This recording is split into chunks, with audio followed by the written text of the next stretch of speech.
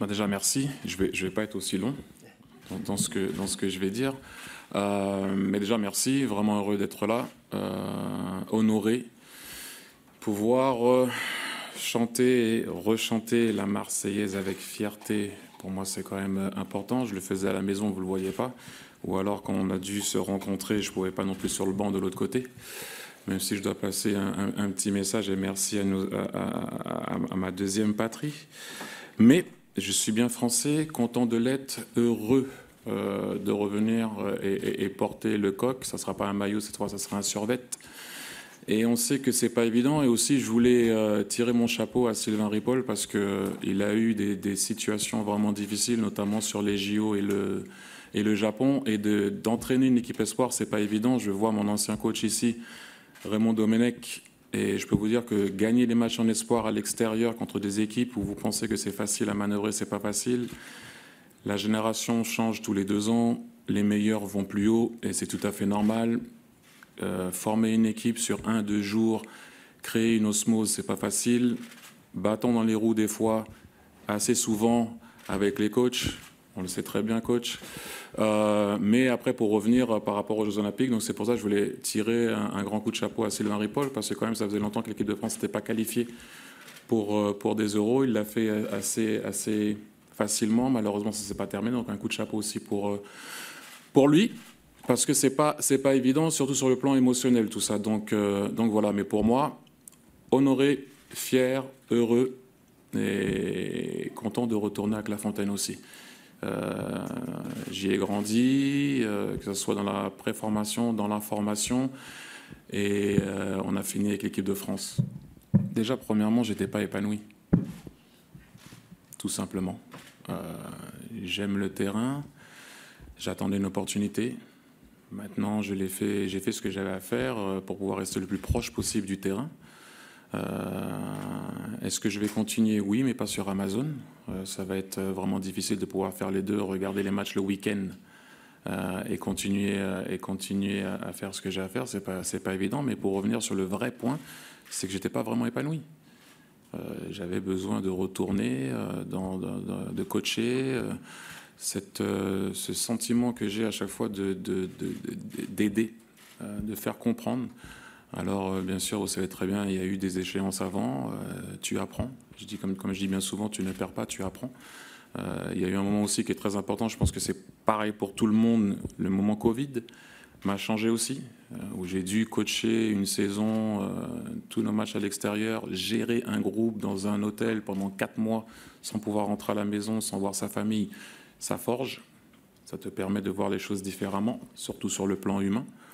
Donc quand tu ramènes ça avec ce que je connais au niveau du foot, il faut aussi avoir un moment, un moment pour pouvoir le véhiculer, le passer. Donc j'ai attendu patiemment. Mais le mot épanoui, ouais, j'étais bien. Mais je n'étais pas épanoui. Donc voilà pourquoi quand j'ai été sollicité pour pouvoir déjà avoir un poste, pour pouvoir entraîner l'équipe de France. Comme je dis bien souvent, peu importe ce qui s'est passé au niveau de la carrière ou pas de la carrière, mais l'équipe de France, ça ne se refuse pas, tout simplement. Quel que soit le niveau. Et encore une fois, je ne savais pas que le coach allait être là, mais j'ai quand même été champion du monde. Je suis retourné 1 an et demi à l'espoir et ce monsieur que vous voyez derrière m'a souvent aidé parce que des fois, j'ai eu du mal à venir. Je ne vais pas vous mentir, mais l'équipe de France, elle ne se refuse pas. Donc voilà aussi, ça a beaucoup fait pencher la balance. Après, j'aime bien travailler avec les jeunes. J'arrive à avoir cette facilité à parler aux jeunes, donc j'espère que ça va être quelque chose qui va pouvoir être un point positif. Après, je sais que c'est pas facile de faire sortir les joueurs, avec les clubs, peu importe l'échéance que les clubs peuvent avoir, les faire venir en moins de 21. Mais sur un plan personnel, pour moi, il y avait que du plus. Que du plus, déjà, je retourne dans ce que je veux faire et ce que j'aimerais faire. Après, bien sûr, il va falloir être performant avec l'aide du staff.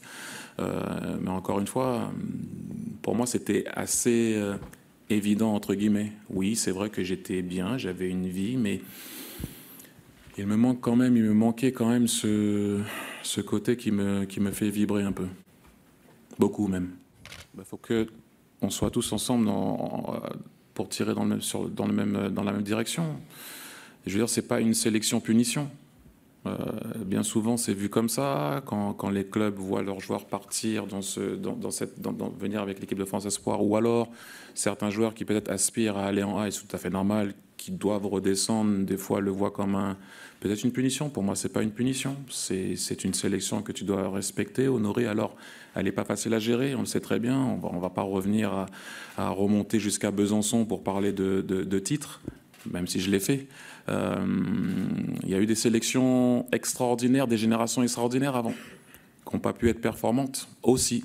Donc il va falloir bien travailler, mais tous ensemble. Si il y a des personnes de temps en temps qui ne veulent pas envoyer ou des joueurs qui ne veulent pas venir, il va falloir essayer de créer un esprit France, un esprit moins de 21 pour que les joueurs soient contents de venir. Maintenant, bien sûr, après, il y a les résultats. Et ça, c'est pas toujours évident. Encore une fois, je me répète, on a eu des bons coachs, on a eu des générations extraordinaires qui n'ont pas pu aller au bout. Donc voilà, c'est pas facile. Et je pense que vous l'avez bien souligné, c'est pas une sélection facile à gérer, de par ce que j'ai dit tout à l'heure aussi par rapport au coach précédent. Tous les 2 ans, ça change. C'est peut-être pas souvent la même sélection de septembre à octobre, d'octobre à novembre. Donc, il faut essayer de créer quelque chose où peu importe qui rentre dans la sélection s'identifie tout de suite. Comment est-ce que vous envisagez votre association potentielle avec Kylian Mbappé, qui a visiblement très envie de participer aux Jeux Olympiques, les Jeux Olympiques qui est l'échéance quand même, celle qui fait saliver tout le monde et qui arrive très très vite? Sur le terrain, ça aurait été pas mal. Mais malheureusement, là, je pourrais pas vous aiguiller. Dans ma tête, là, c'est Nancy, Danemark, Slovénie, match difficile à gagner. Je sais que, et c'est super important, on a quand même les JO en France. C'est un moment historique. À part les Américains qui ont pu avoir Los Angeles et Atlanta assez rapidement, c'est très rare d'avoir 2 JO en 100 ans. Donc les Américains, bon, l'ont eu, nous, différents. Super content, joyeux, heureux que ce soit en France, excitant. Mais pour l'instant, moi je suis coach des moins de 21 et il y a une échéance qualification pour l'Euro.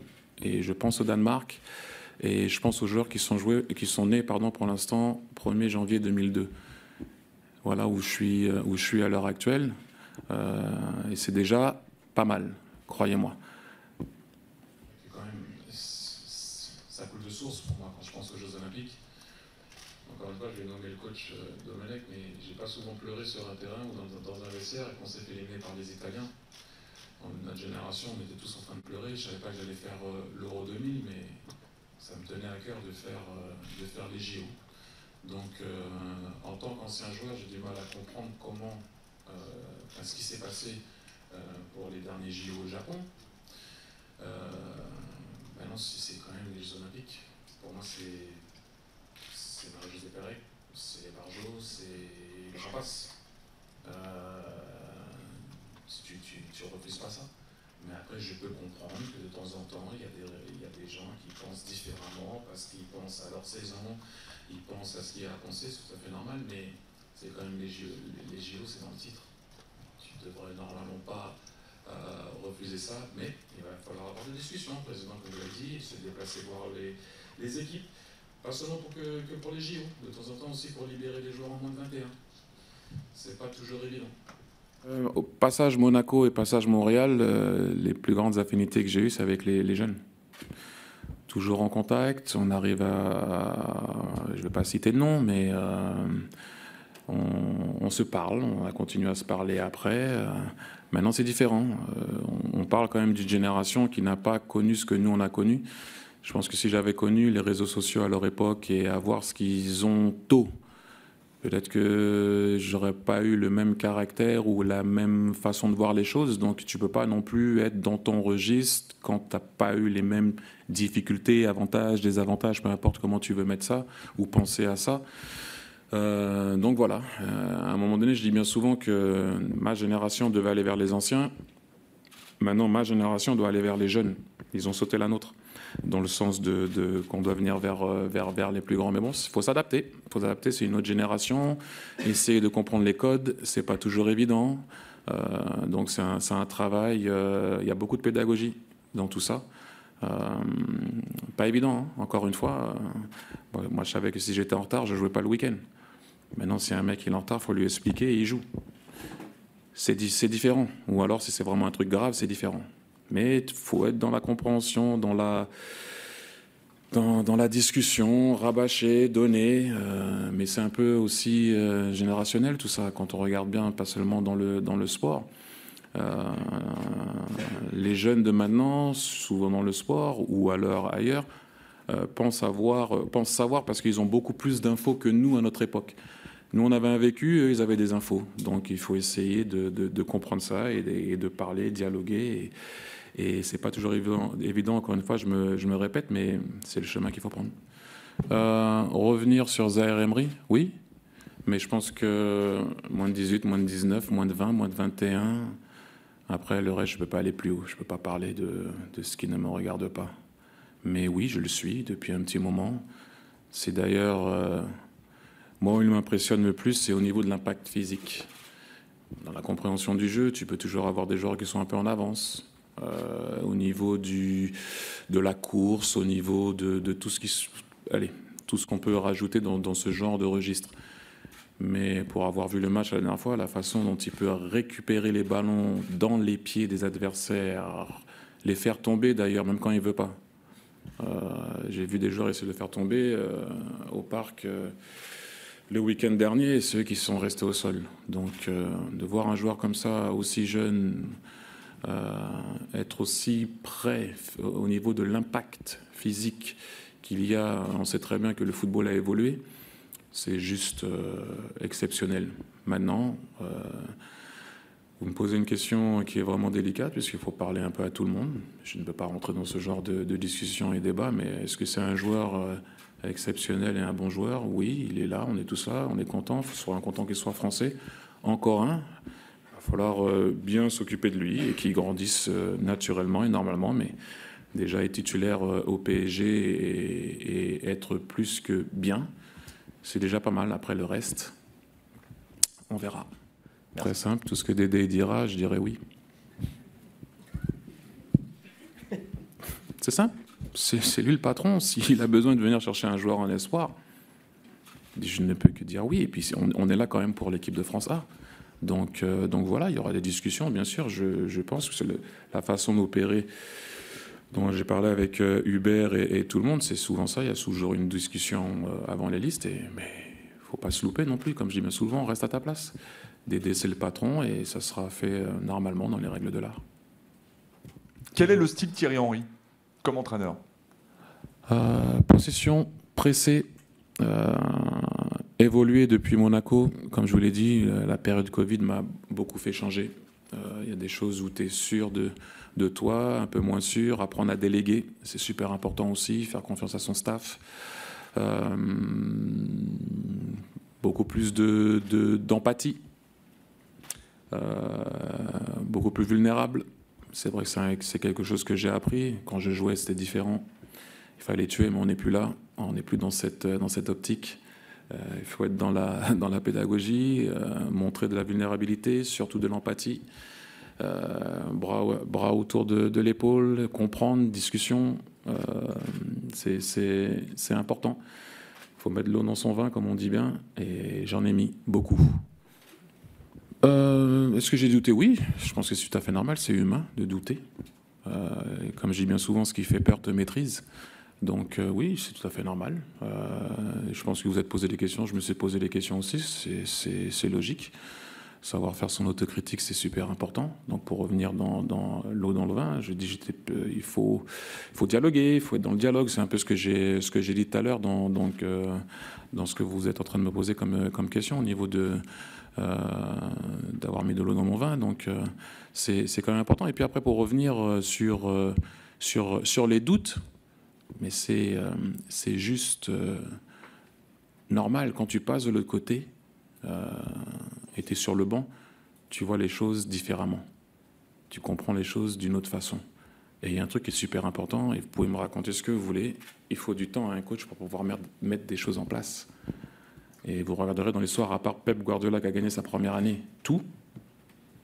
Il n'y en a pas beaucoup, il y a un Zizou aussi qui a fait ça, mais sinon, c'est vraiment difficile. Il faut du temps pour pouvoir mettre quelque chose en place.